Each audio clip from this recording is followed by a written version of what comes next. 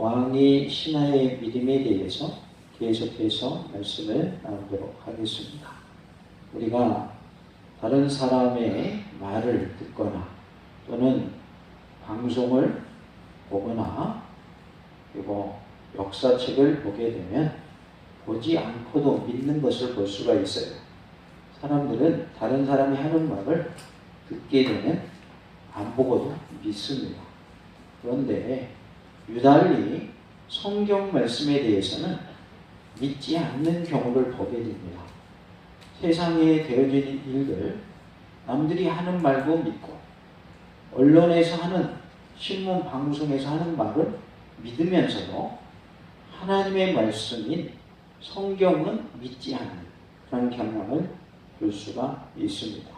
48절에 예수님도 말씀하시기를 너희는 표적과 기사를 보지 못하면 도무지 믿지 아니하리라 라고 말씀을 하십니다. 우리들은 보아야 믿는 경향이 있다는 거예요. 특히나 하나님의 말씀에 대해서는 잘 안 믿으려고 한다는 것이죠. 우리가 어떤 표적을 보고 기사를 보고 믿는다고 하는 것은 그것은 진정한 믿음이 아님을 우리는 알 수가 있고, 또 표적을 보고 기사를 본다고 해서 믿음이 꼭 생긴다라는 보장도 할 수가 없습니다. 오히려 우리는 보지 않고도 믿는 믿음을 소유할 수 있기를 원합니다. 우리 모두가 하나님의 말씀, 예수님의 말씀을 그대로 믿는 은혜가 있기를 주님의 은혜로 그러한 복을 받아 누리기를 간절히 원합니다.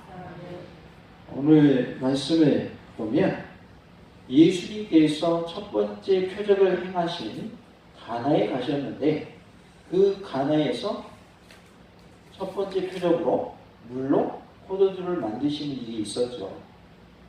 남쪽 유대에서 이제 북쪽 갈릴리로 오셨는데 갈릴리의 가나라는 곳에 가셨어요. 그때 왕의 신하가 예수님께 와서 내려오셔서 내 아들을 고쳐주소서라고 예수님께 간청을 하는 일이 있습니다. 이때 예수님이 그 왕의 신하의 아들을 고쳐주시는 내용이 나옵니다. 우리가 왕의 신하의 믿음을 보면 첫 번째로 가라 내 아들이 살아있다 하신 말씀을 믿고 간 것을 볼 수 있어요.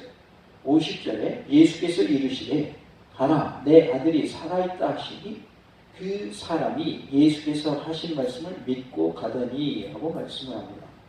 예수님이 뭐라고 말씀하셨어요? 가라 내 아들이 뭐했다? 살아있다 라고 하신 말씀을 믿고 갔어요. 왕의 신하의 믿음은 예수님의 말씀을 그대로 믿었다는 거예요. 우리에게도 이렇게 예수님의 말씀을 그대로 믿는 믿음이 있기를 간절히 원합니다. 같이 해봅시다. 예수님의 말씀을 그대로 믿읍시다.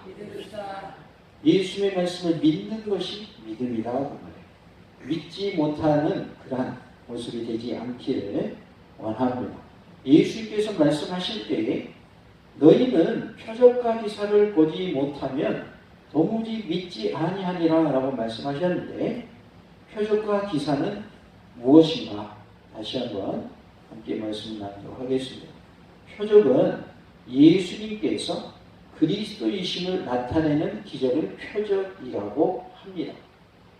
또한 예수님께서 직접 행하신 기적을 표적이라고 합니다.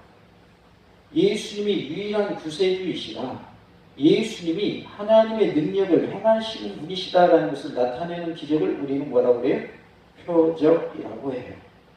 표적과 기사는 다 기적이라는 말로 표현할 수 있는데 예수님이 행하신 기적을 표적 또는 예수님이 하나님의 아들이시며 예수님이 유일한 구세주이시라 예수님이 그리스도시다라는 것을 나타내는 기적을 뭐라고 불러요? 표적이라고 부릅니다. 표적을 영어로 사인이라고 해요. 그 다음에 기사는 무엇인가? 하나님의 살아계심과 하나님의 능력을 체험하게 해주는 기적을 뭐라고 해요? 기사라 이렇게 말해요. 그래서 예수님이 행하신 기적 외에 다른 기적은 뭐라고 볼 수가 있는 거예요? 기사라 볼 수가 있어요. 바울이 뱀에 물려서 죽었어요? 살았어요? 살았죠. 그때 그 원주민들은 바울을 뭐로 섬기려고 그래요? 신으로 섬기려고 그래요. 왜냐하면 뱀에 물렸는데 그것도 무슨 뱀? 독사에게 물렸는데 안 죽는 거예요. 그러니까 그게 그들이 볼 때는 뭐예요? 기적이죠. 아, 이 사람은 신인가 보다. 뱀한테 물렸는데 안 죽네? 이렇게 그들이 신으로 섬기려고 했죠. 그때 바울은 나는 신이 아니다. 하나님만 섬겨라. 너희들이 이렇게 이방 신을 섬기는 것, 우상을 섬기는 것을 타파려고 내가 너희들이 왔다라고 하면서 전도하게 되죠. 그래서 바울이 체험했던 그러한 기적을 기사라 이렇게 표현할 수 있는 거예요. 하나님의 살아계심과 하나님의 능력을 나타내주는 징조인 것이죠. 바울이 체험한 기적. 하나님의 능력을 나타내고 하나님의 살아계심을 나타내주는 조짐, 징조 이렇게 볼 수 있습니다. 그래서 징조와 조짐, 무엇에 대한 하나님의 살아계심과 하나님의 능력에 대한 징조요, 하나님의 살아계심과 하나님의 능력에 대한 조짐을 뭐라고 한다? 기사라고 한다. 쉽게 얘기해서 우리가 기도해서 병이 고침받았다. 이거는 표적이에요? 기사예요? 기사인 거예요. 왜? 하나님의 살아계심과 하나님의 능력을 체험한 기적이기 때문에. 그러나 예수님이 그리스도이심을 깨닫게 하고 예수님이 하나님의 능력을 행하신 분이시라는 것을 깨닫게 하는 기적은 우리는 뭐라고 해요? 표적이라고 합니다.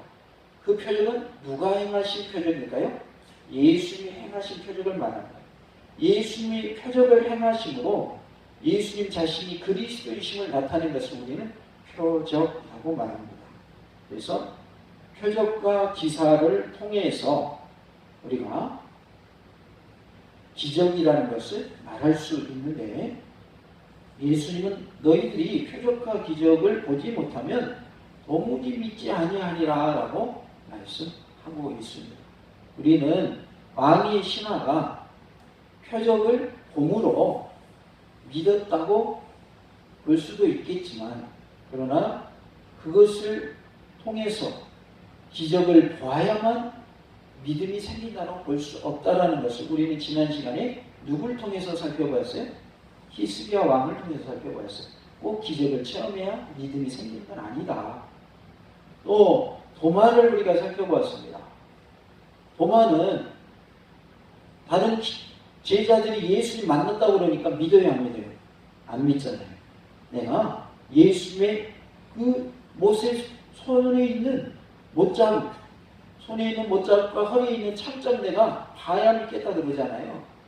그러니까 예수님의 도마를 만나시려면 뭐라고 그래요? 너는 보는 거로 믿느냐? 보지 않고 믿는 자가 복이 있다 이렇게 말씀하고 있어요. 그래서 우리는 믿지 않고 있는 자가 아니 믿는 자가 되었는데 우리는 뭐하지 않고도 지금 믿고 있어요. 눈으로 보지 않고도 믿고 있어요. 그러니 얼마나 감사해요. 이것이 하나님의 은혜의 하나님의 선물인 줄로 믿습니다.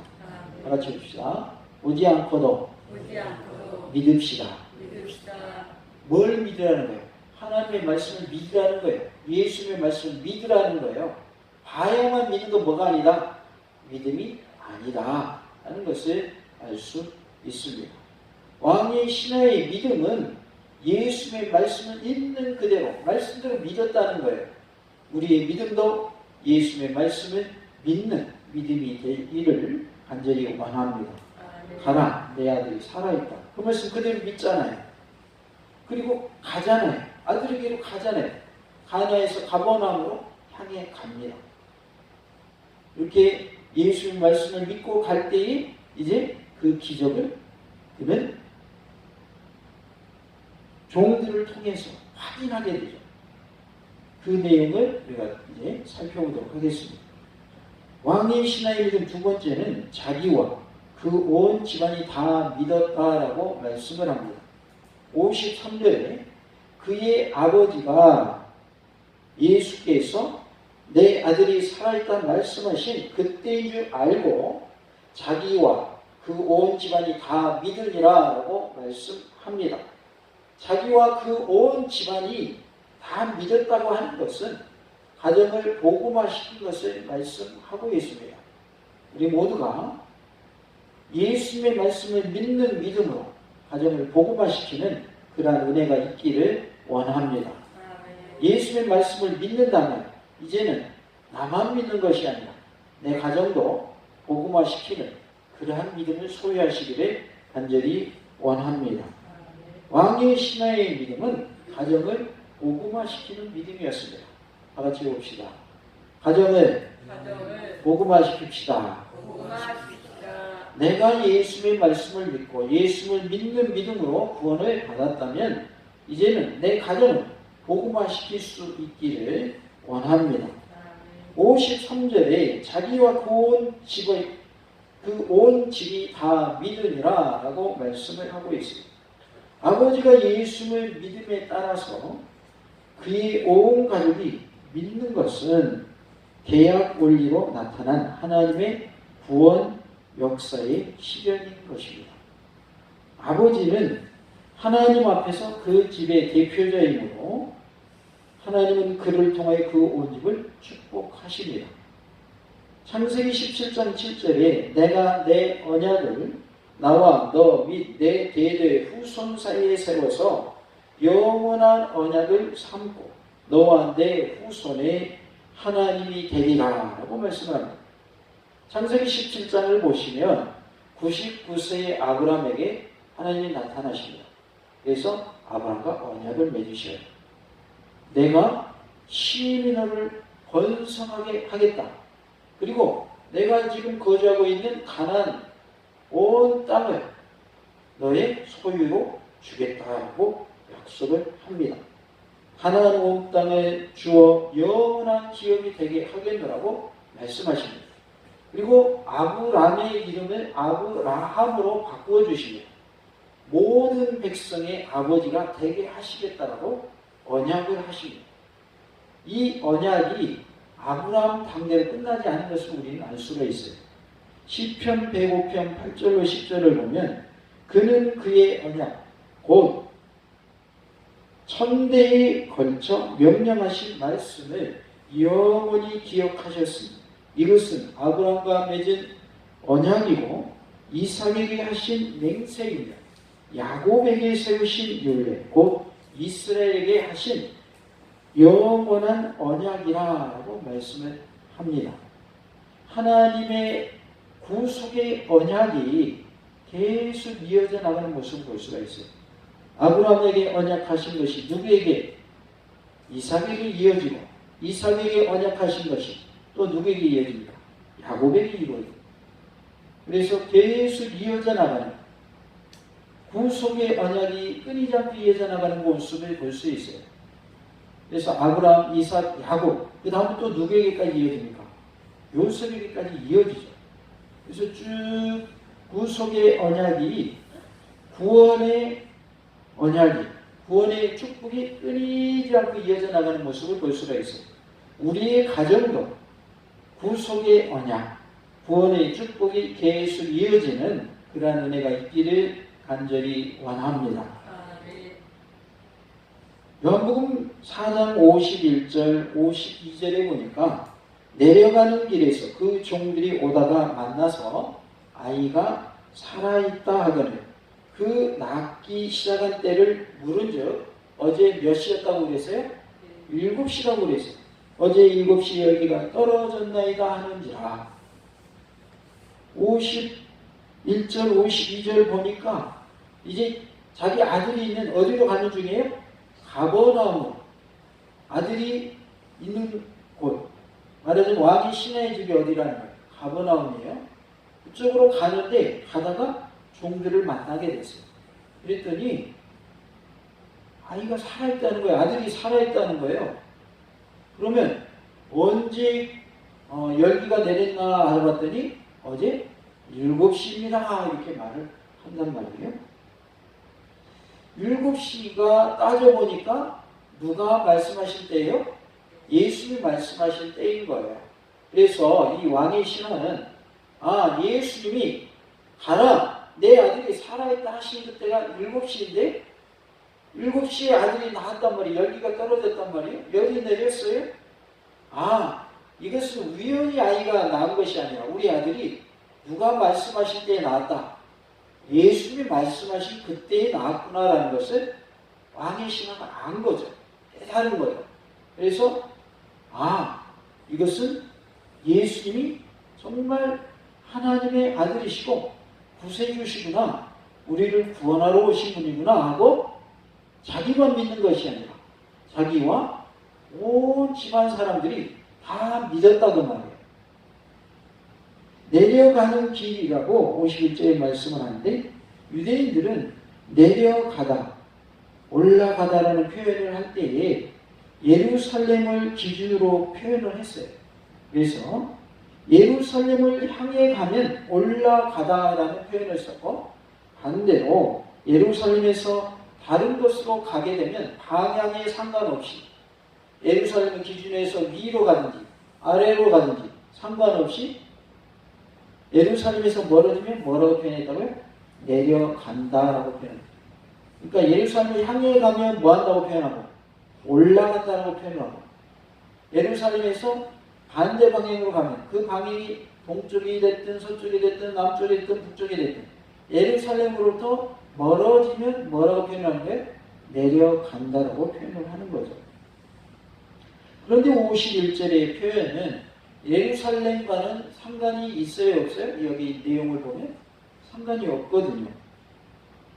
그래서 이것을 적용하기 좀 애매한데, 가버나움이 가나에서 보면 가나보다 동북쪽, 북동쪽에 위치해 있단 말이에요.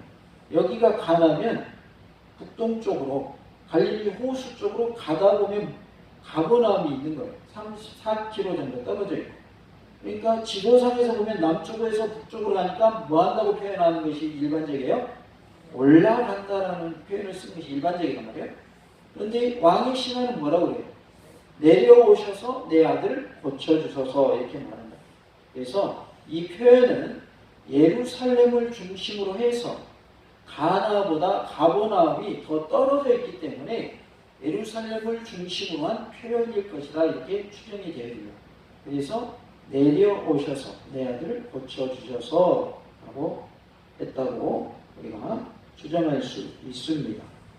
어제 7시라고 52절에 표현을 했는데, 유대인의 시간법에 의하면 7시가 우리 현재 몇 시를 말하는 거예요? 오후 1시를 말하는 겁니다. 그러니까 유대인의 시간에다가 더하기 6을 하면 현재 우리가 쓰는 시간을 유추해 볼 수가 있어요. 그러니까 7시니까 더하기 6을 하면 몇 시가 돼요? 13시가 되죠? 13시니까 오후 1시인 거예요. 그러니까 아침 6시를 몇 시로 보고? 0시로 보고, 여기서부터 이렇게 오다 보니까 나는 12시가 몇 시가 되고? 6시가 되고, 그 다음에 7시는 몇 시가 되는 거예요? 오후 1시가 되는 거예요. 그래서 어제 7시에 열이 내렸어요, 아들이 살았어요, 이렇게 말하는 것은 예수님이 말한 그때가 7시였는데 그 7시는 지금으로 말하면 오후 1시인 거예요. 오후 1시경에 예수님이 가라, 내 아들이 살아있다라고 말씀하셨는데, 이제 그 말을 믿고 집으로 향해 가다가 집에서 오는 종들과 만난 것이죠. 그래서 34km 정도 떨어져 있기 때문에 가나에서 가버나움의 거리가 약 8시간에서 9시간 정도 걸린다, 이렇게 봅니다. 그래서 이 왕의 신하와 종들이 만난 시간은 오후 7시에서 10시경으로 추정할 수가 있어요. 그런데 왜 어제라고 했는가? 유대인의 시간에 대해서 우리가 배웠잖아요. 유대인의 시간에 있어서 하루의 시작은 해가 질 때부터 하루의 시작이거든요. 그러니까 일반적으로 오후 6시가 하루의 시작인 거예요. 그러니까 오후 6시는 뭐 했을 것이다? 넘었을 것이다, 이렇게 보는 거예요. 왜냐하면 낮 오후 1시, 유대인의 표현하는 7시를 그들은 어제로 표현했기 때문에, 그러니까 6시는 넘어서 해가 진 이후에 왕의 신하와 종들이 만났다는 것을 알 수가 있죠. 그래서 어제 7시에 열이 뚝 떨어졌습니다. 그래서 당신의 아들이 지금 뭐해 있다고요? 살아있습니다. 이렇게 말하는 것이죠. 이렇게 이제 왕의 신하가 자기의 아들이 살게 된 것을 이제 듣게 되었고, 가서 또 봤을까요? 안 봤을까요? 자기 집에 도착해요. 봤죠.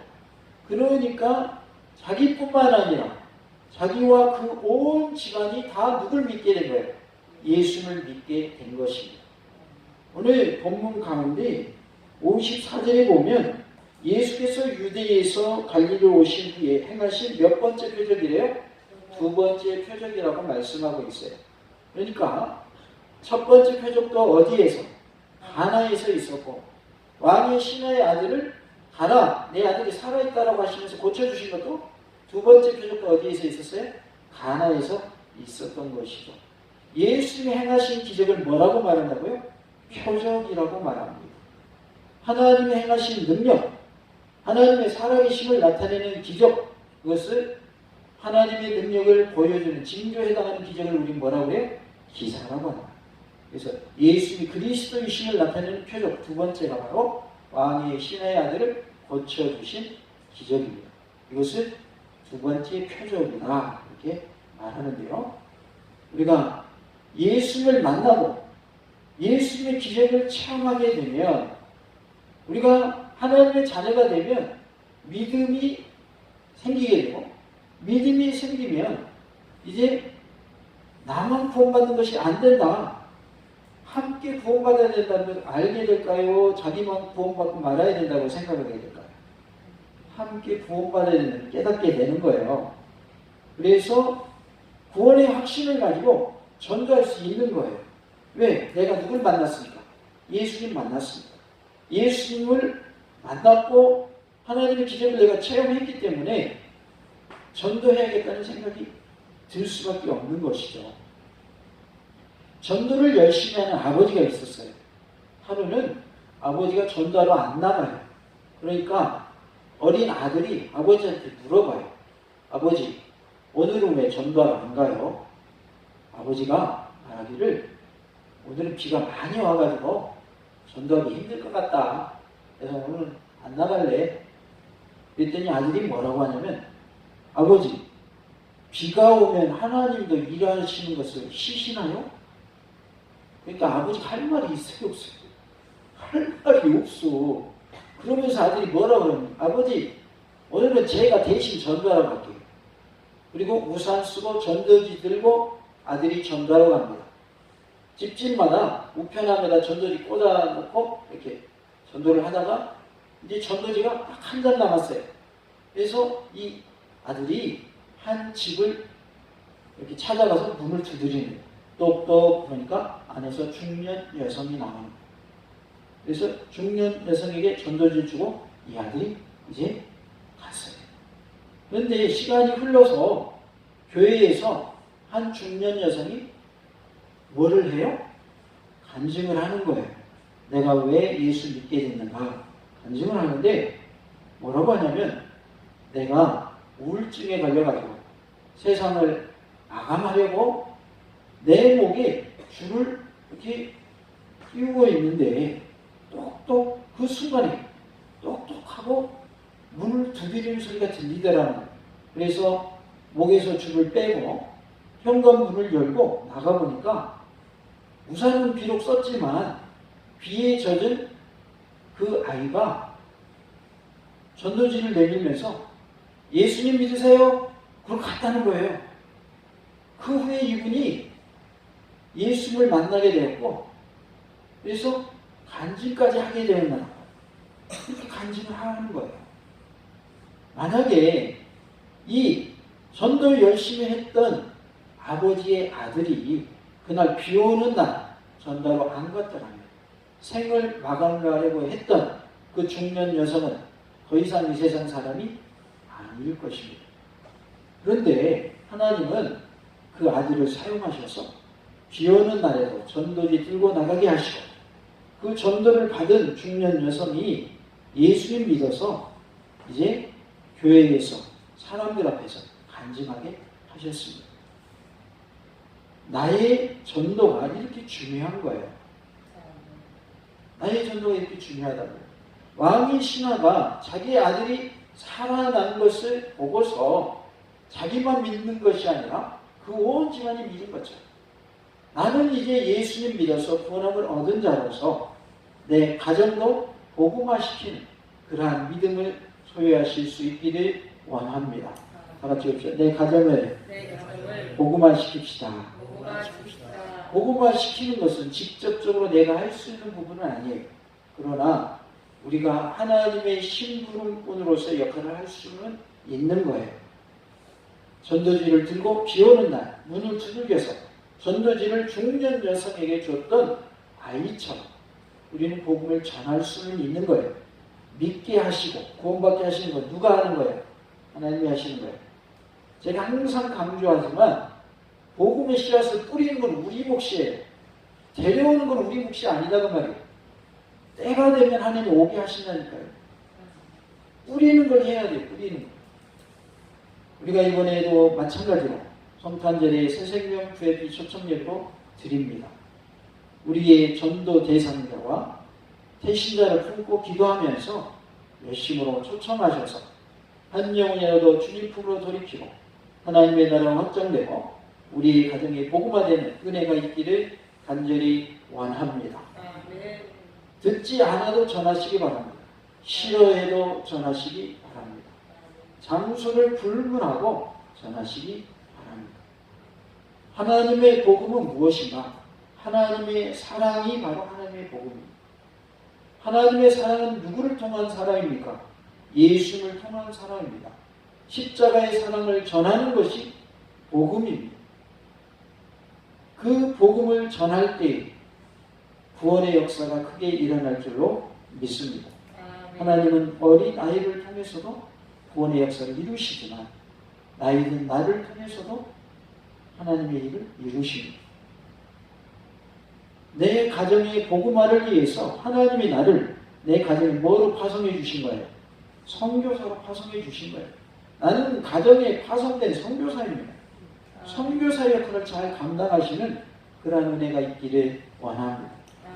복음을 전하되 지혜롭게 전하여야 할 줄로 믿습니다. 만날 때마다 얘기하는 건 지혜가 있는 거예요, 없는 거예요? 그건 지혜가 없는 거예요. 그러나 꼭 전해야 돼요. 1년 내내 한 번도 말 안 하고 10년 내내 한 번도 말 안 하고 평생 한 번도 말 안 하는 건 그건 전도가 아닙니다.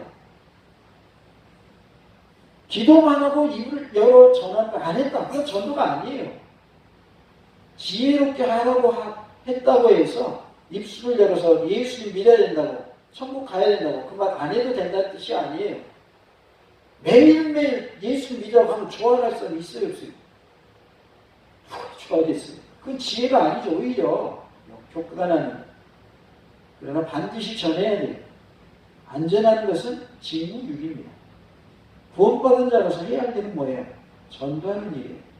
그리 내 가정을 복음화시키는 일에 우리가 크게 쓰임받고 또 주변의 이웃도 전도하는 그러한 은혜가 있기를 원합니다. 같이 봅시다. 내 가정을 복음화시키는 일에 크게 쓰임받읍시다. 나에게는 믿음이 있습니까? 왕의 신앙 같은 예수의 말씀을 믿는 믿음을 소유하시기 바라고 믿음을 가지고 가정을 복음화시키는 은혜가 우리 모두에게 있기를 간절히 원합니다. 요한복음 4장 53절 말씀을 함께 읊조리는 시간 갖도록 하겠습니다. 같이 봅니다. 그의 아버지가 예수께서 내 아들이 살아있다 말씀하신 그때인 줄 알고 자기와 그 온 집안이 다 믿으니라. 요한복음 4장 53절 말씀. 아멘. 다시 한번 해봅니다. 그의 아버지가 예수께서 내 아들이 살아있다 말씀하신 그때인 줄 알고 자기와 그 그 온 집안이 다 믿으니라. 요한복음 4장 53절 말씀. 아멘. 우리는 처음부터 끝까지 다 같이 한 목소리로 해봅니다. 그의 아버지가 예수께서 내 아들이 살아있다 말씀하신 그때인 줄 알고 자기와 그 온 집안이 다 믿으니. 요한복음 4장 53절 말씀. 아멘. 왕의 신하가 온 가족이 구원받게 하는 일 쓰임 받는 것처럼 우리도 우리의 가정을 복음화시키는 일에 크게 쓰임받는 은혜가 있기를 간절히 원합니다. 구원의 도구로 쓰임받는 축복의 통로가 다 되시기를 축복합니다. 할렐루야.